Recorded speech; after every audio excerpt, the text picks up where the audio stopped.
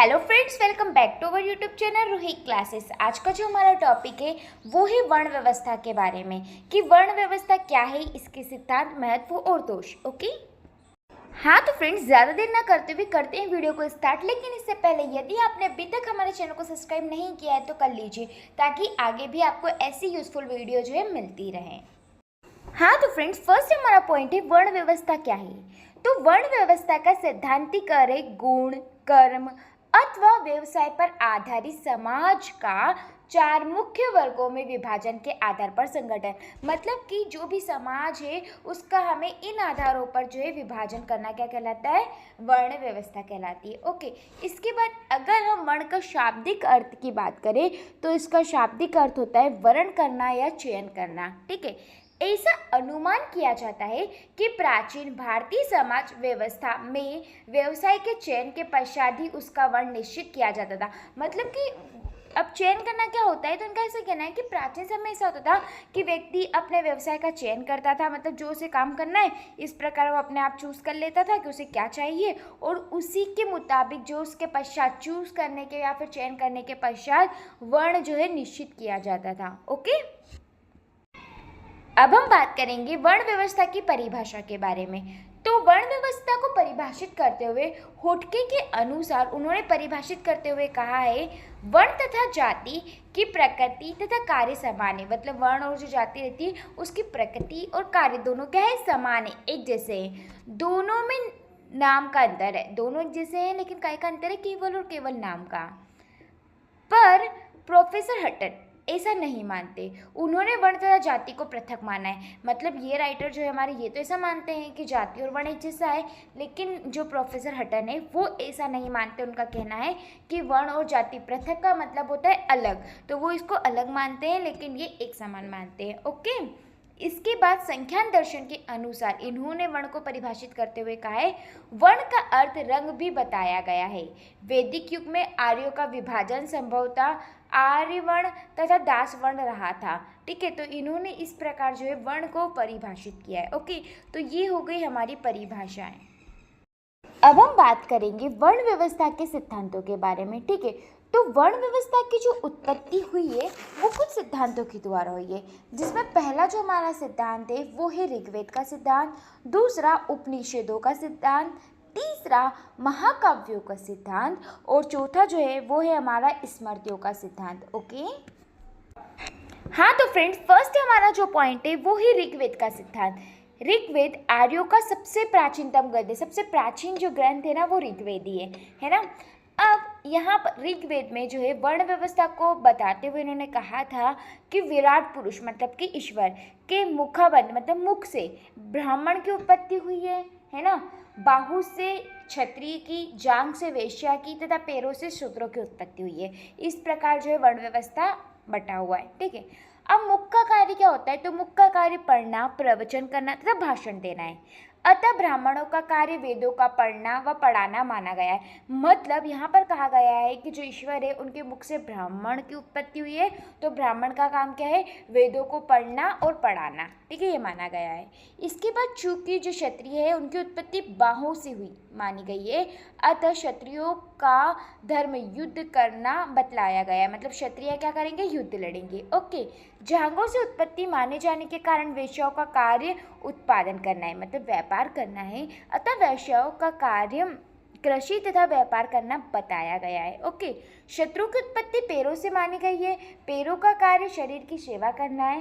इस प्रकार शत्रु का कार्य तीनों वर्णों की सेवा करना है। तो इस प्रकार ऋग्वेद में बताया गया है कि वर्ण व्यवस्था किस प्रकार जो है बांटी गई है, और चार वर्ण हैं जिनकी उत्पत्ति कैसे हुई है और उनका काम करना क्या है। ओके, तो ये ऋग्वेद का जो है सिद्धांत है जिसमें कि ये सब बताया गया है। क्लियर।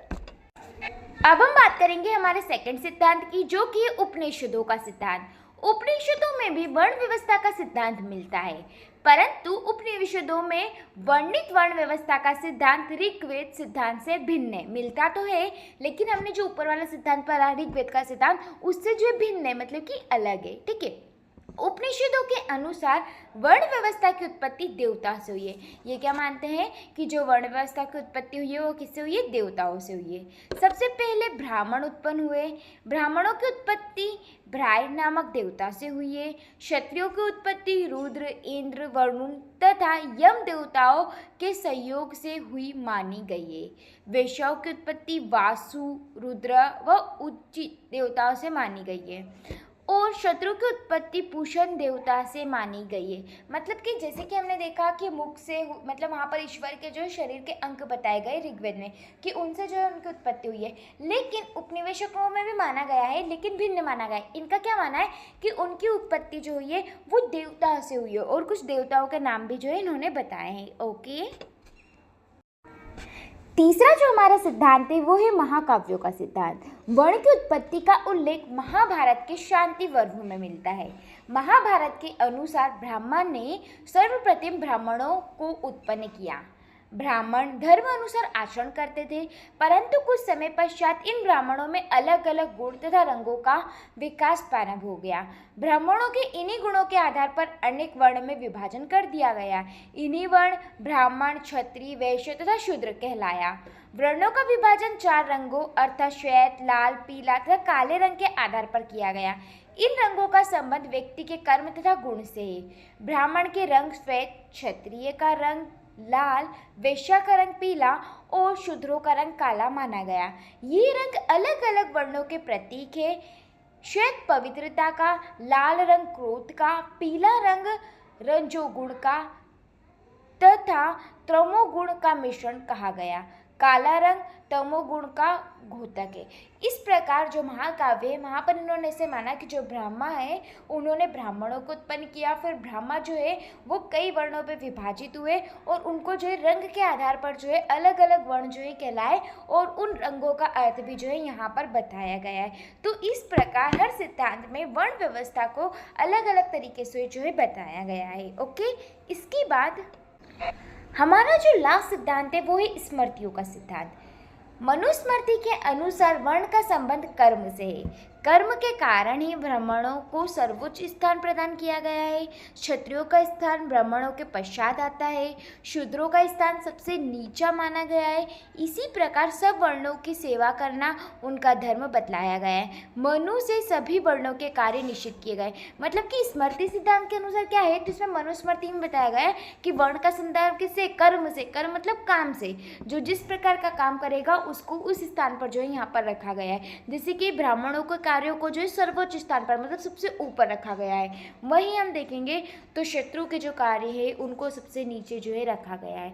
तो इस प्रकार इन्होंने वर्ण व्यवस्था को जो है परिभाषित किया और बतलाया है कि किस किस प्रकार कौन कौन से सिद्धांत जो है मानते हैं कि वर्ण व्यवस्था की उत्पत्ति किस प्रकार हुई है। ओके, अब हम बात करते हैं वर्ण व्यवस्था के महत्व या गुणों के बारे में। ठीक है, तो इसको हम कुछ पॉइंटों पर देखेंगे। पहला है हमारा व्यक्तित्व उत्पत्ति का अवसर, दूसरा शक्तियों का विकेंद्रीकरण, तीसरा श्रम विभाजन और विशेषीकरण, चौथा है समाज में संघर्ष को मिटाना, पांचवा है सामाजिक अनुशासन।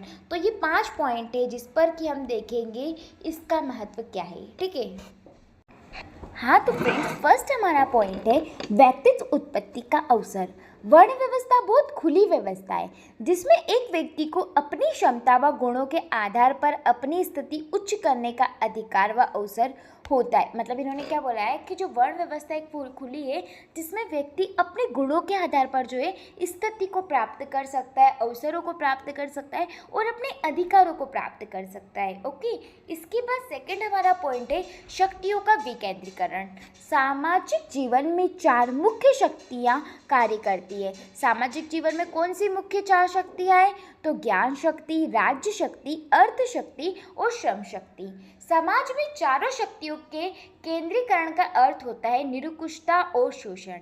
इससे अधिक बिखराव से सामाजिक संगठन और प्रगति में बाधा पहुंचने लगती है। आवश्यकता इस बात की है कि समाज में इन शक्तियों के विकेंद्रीकरण को रोका जाए, जिनके अधिक बिखराव को भी। दूसरे शब्दों में व्यक्तित्व व सामूहिक दोनों दृष्टियों से अधिक हितकारी यह है कि समाज में इन शक्तियों का एक विकेंद्रीकरण और जिसमें इनके बीच एक अपेक्षित मात्रा तथा तक सामंजस्य, संगठन व समन्वय बना रहे। वर्ण व्यवस्था में यह देखने को मिलता है। मतलब कि यहाँ पर क्या होता है कि शक्तियों का विकेंद्रीकरण हो जाता है, ठीक है। और यहाँ पर जो है मुख्य 4 शक्तियाँ इन्होंने बताई है, जैसे कि ज्ञान, राज्य, अर्थ और श्रम, ठीक है। तो इस प्रकार ये था हमारा सेकंड पॉइंट। अब हम बात करते हैं हमारे थर्ड पॉइंट की, जो कि है श्रम विभाजन तथा विशेषीकरण। तो वर्ण व्यवस्था सामाजिक श्रम विभाजन का एक अच्छा आदर्श प्रस्तुत करती है। मतलब वर्ण व्यवस्था में क्या होता है, जो हमारा श्रम विभाजन है वो हो जाता है। अध्ययन का अध्यापक, सुरक्षा का प्रशासन, उत्पादन व व्यापार, इन सब कार्यों के आवश्यक शारीरिक श्रम संपादन में वर्ण व्यवस्था समाज को क्रमशः 4 मुख्य वर्ण बुद्धिजीवी, शासक, व्यापारी, शारीरिक श्रमजीवी में विभाजित करती है। मतलब कि यहाँ पर श्रम का विभाजन हो जाता है और काम के अनुसार जो है यहाँ पर श्रम को जो है बांटा गया है। ओके, इसके बाद फोर्थ हमारा पॉइंट है समाज में संघर्ष को मिटाना। वर्ण व्यवस्था के कारण समाज में संघर्ष की संभावना नहीं होती। मतलब संघर्ष होता ही नहीं है, ठीक है। इसका कारण यह है कि प्रत्येक वर्ण के कार्य निश्चित होते हैं। ऐसे क्यों होता है? क्योंकि हर एक वर्ण का काम क्या होता है, निश्चित होता है, उन्हें वही काम करना होता है। सभी व्यक्ति अपने लिए निर्धारित कार्य करने लगते हैं और जो काम निर्धारित किया गया है वही काम वो करते हैं, ठीक है। अतः सामाजिक व्यवस्था सुचारू रूप से चलती रहती है और अतः जो सामाजिक व्यवस्था रहती है वो सुचारू मतलब नियंत्रण चलती रहती है, उसमें कोई रुकावट नहीं आती। ओके, अब हम बात करेंगे हमारे लास्ट पॉइंट की, तो सामाजिक अनुशासन। तो इनका ही कहना है कि वर्ण व्यवस्था में हर एक वर्ण के लिए पृथक धर्म का प्रावधान है, जिसका अनुसरण करना प्रत्येक व्यक्ति का आवश्यक कर्तव्य है, जिससे समाज में अनुशासन रहता है। मतलब हर एक वर्ण के लिए अलग अलग धर्म है, तो इस प्रकार वो क्या करते हैं, अपने धर्म के अनुसार या अपने काम के अनुसार काम करते हैं। तो इससे क्या होता है, सामाजिक जो है अनुशासन बना रहता है, या समाज में अनुशासन बना रहता है। ओके, अब हम देखेंगे वर्ण व्यवस्था की विशेषता। इसमें फर्स्ट पॉइंट है गुण कर्म पर आधारित विभाजन, दूसरा है प्रेरणा, तीसरा है अनुलोम विवाह की अनुमति, चौथा है श्रम विभाजन की त्रस्त प्रणाली, पांचवा है व्यवसाय का पूर्व निर्धारण और छठा जो है वो है शक्तियों अधिकारों का वितरण। तो ये 6 पॉइंट है जिस पर कि हम इसकी विशेषता जो है देखेंगे।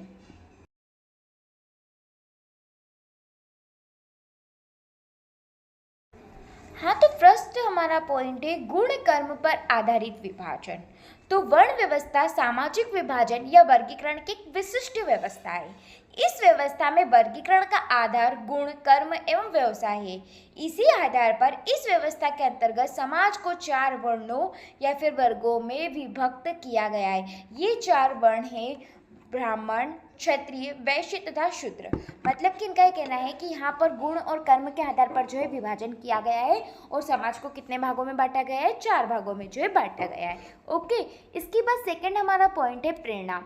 वर्ण व्यवस्था को कर्म के सिद्धांत से जोड़ा गया है। जो व्यक्ति अपने वर्ण धर्म का पालन करता था उसे वर्तमान में तो प्रतिष्ठा मिलती ही थी, साथ ही अगले जीवन में भी उसे इसका अच्छा फल मिलता था। ऐसी मान्यता थी कि इस प्रेरणा से व्यक्ति निष्ठापूर्वक अपने वर्ण का धर्म का पालन करता था। मतलब ऐसा माना जाता था कि जो व्यक्ति अपने कर्म के सिद्धांत से जुड़ा रहता है या फिर अपने वर्ण धर्म का पालन करता है, जो उसको काम बताया गया है वही काम करता है, तो इस जीवन में तो उसको अच्छी प्रतिष्ठा मिलती ही मिलती थी, लेकिन अगले जन्म में भी जो है इसको अच्छा फल मिलता था। और इसी मान्यता को लेकर व्यक्ति जो है पूरी निष्ठा से जो है अपने धर्म और अपने कर्म का जो है पालन करता था। ओके, इसके बाद तीसरा हमारा पॉइंट है अनुलोम विवाह की अनुमति। तो वर्ण व्यवस्था में अनुलोम विवाह की अनुमति थी। अनुलोम विवाह के अंतर्गत उच्च वर्ण के पुरुष का निम्न वर्ग की कन्या से विवाह हो सकता था। मतलब कि जो जैसे कि ब्राह्मण है तो नीचे जो वर्ग है जैसे कि क्षत्रिय, शूद्र, इनसे जो है वो विवाह कर सकते थे उच्च वर्ग के पुरुष, ठीक है। इस मान्यता के अनुसार ब्राह्मण एवं क्षत्रिय वर्ण के पुरुष का विवाह वैश्य वर्ण की कन्या से संभव था। पांडव भी क्षत्रिय थे परंतु उनका विवाह हिडम्बना नामक स्त्री से हुआ जिसका पुत्र घटोत्कच था। घटोत्कच को क्षत्रिय वर्ण में भी शामिल माना जाता था। इनका ये कहना है कि जो ऊंचे वर्ग के लोग हैं वो नीचे वर्ग के लोगों से जो है विवाह कर सकते थे और ऐसे विवाह को क्या कहा गया है, अनुलोम विवाह जो है कहा गया है। ओके, इसके बाद फोर्थ हमारा पॉइंट है श्रम विभाजन की तटस्थ प्रणाली। तो वर्ण व्यवस्था मौलिक रूप से समाज में वर्ण विभाजन के लिए लागू की गई नहीं थी। मौलिक रूप से वर्ण व्यवस्था में ऊंच नीच की भावना का पूर्ण अभाव था। इस प्रकार स्पष्ट था कि वर्ण व्यवस्था सामाजिक स्थिरीकरण की व्यवस्था नहीं थी, बल्कि सामाजिक विभेदीकरण की व्यवस्था थी। ठीक है, तो इस प्रकार यहाँ पर जो है श्रम का विभाजन जो है किया गया था। फिफ्थ हमारा पॉइंट है व्यवसाय का पूर्ण निर्धारण। तो वर्ण व्यवस्था की एक अन्य विशेषता यह थी कि चारों वर्णों के व्यवसाय पूर्ण निर्धारित थे, मतलब पहले से निर्धारित थे। प्रारंभ में तो व्यवसाय एवं गुणों कर्मों के आधार पर ही वर्ण निर्धारित होता था, परंतु आगे चलकर विभिन्न वर्गों के व्यवसाय भी आनुवांशिक रूप से निश्चित हो गए। मतलब कि पहले तो चूज करते थे, लेकिन बाद में आनुवांशिक, मतलब जैसे कि अगर पिता जो है ब्राह्मण है तो उसका पुत्र भी क्या होगा, ब्राह्मण होगा, ऐसे हो गया। ठीक है, ब्राह्मण वर्ग के व्यवसाय को शूद्र वर्ण के व्यक्ति नहीं अपना सकते, और बाद में क्या हुआ कि जो ब्राह्मण है वो उनका व्यवसाय जो है शूद्र जो है वो नहीं अपना सकते थे।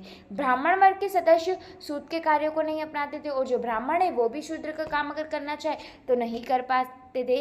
इस प्रकार यहाँ पर व्यवसाय जो है पहले से निर्धारित जो था, कोई भी किसी भी वर्ण में जो है नहीं जा सकता था। ओके, इसके बाद लास्ट हमारा पॉइंट है शक्ति एवं अधिकारों का वितरण।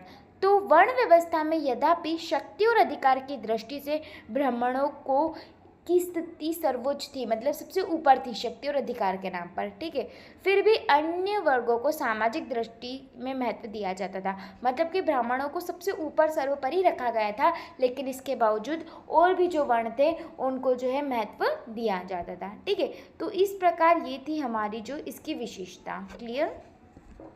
अब हमने वर्ण व्यवस्था के बारे में सब कुछ देख लिया, लेकिन अब हम बात करेंगे वर्ण व्यवस्था के दोषों के बारे में। ठीक है, तो वर्ण व्यवस्था के क्या दोष थे? तो वर्ण व्यवस्था के कारण जब समाज चार वर्गों में विभक्त हो गया तो लोगों की सामूहिक भावना समुचित हो गई और राष्ट्रीय एकता के मार्ग में बाधा उत्पन्न हो गई। मतलब कि वर्ण व्यवस्था जब समाज चार भागों में विभक्त हुआ, मतलब बटा, तो इससे राष्ट्रीय एकता के मार्ग में क्या हुई, बाधा उत्पन्न हुई। फलस्वरूप विदेशियों ने देश को गुलाम बनाकर सैकड़ों वर्ष तक शासन किया, और उसके फलस्वरूप क्या हुआ कि जो विदेशी थे उन्होंने हमारे देश को गुलाम बना लिया, और गुलाम बनाने के बाद सैकड़ों वर्ष तक जो है हम पर शासन किया। ठीक है, इस व्यवस्था ने समाज को एक बहुत बड़े भाग को विकास के समुचित अवसर नहीं दिए गए। मतलब इस व्यवस्था ने समाज के एक बहुत बड़े भाग को, से शूद्र वर्ण जो थे उनको विकास के अवसर जो है नहीं दिए गए। ठीक है, ये किसका दोष है? आगे, वर्ण व्यवस्था ने ही समाज में अस्पृश्यता व शोषण को जन्म दिया। जैसा कि हम जानते हैं कि पहले जो है शोषण बहुत होता था, छुआछूत बहुत मानते थे, तो ये किस कारण हुआ? तो ये वर्ण व्यवस्था के कारण ही जो है हुआ। क्योंकि ऊंचे लोग जो है वो नीचे लोगों के वर्गों के संग शोषण करते थे, और इससे संबंधित बहुत सारी बातें जो है जो कि हम सब लोग जानते हैं कि किस प्रकार जो है अस्पृश्यता या छुआछूत को जो है महत्व दिया जाता था उस टाइम। ओके, आज एक ही वर्ण से संबंधित विभिन्न जातियां राजनीतिक स्वार्थ के लिए संगठित होकर प्रजातंत्र के स्वास्थ्य विकास में बाधा पैदा कर रही है। तो इस प्रकार वर्ण व्यवस्था के जो है बहुत सारे दोष है, जो कि कहीं ना कहीं आज वर्तमान में भी उनका थोड़ा बहुत अस्तित्व जो है। ओके, लेकिन पहले की अगर हम बात करें तो वर्ण व्यवस्था के कारण जो है बहुत सारी प्रॉब्लम हमें देखने को मिली। ओके, जिसका कि सबसे महत्वपूर्ण उदाहरण जो है वो है अस्पृश्यता या फिर शोषण। इस प्रकार फ्रेंड हमारा जो क्वेश्चन है वो यहीं खत्म होता है। Thanks for watching this video.